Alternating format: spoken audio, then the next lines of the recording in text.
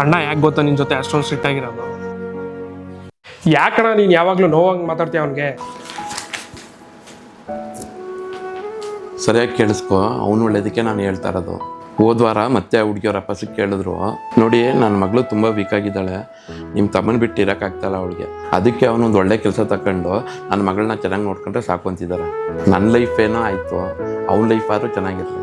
ಅಣ್ಣ ನೀನು ಚೆನ್ನಾಗಿರಲಿ ಅಂತ ಕಣೋ ಅಣ್ಣ ನಿನ್ನ ಜೊತೆ ಸ್ಟ್ರಿಕ್ಟ್ ಆಗಿರೋದು. ಈಗಲಾದರೂ ಸ್ವಲ್ಪ ಅರ್ಥ ಮಾಡ್ಕೊ.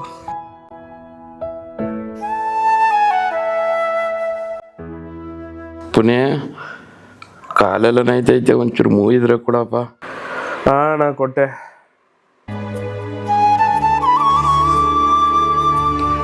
ಸಾರಿ ಅಣ್ಣ, ನಿಮ್ಮ ಸರಿಯಾಗಿ ಅರ್ಥನೇ ಮಾಡ್ಕೊಳ್ಳಿಲ್ಲ ನಾನು.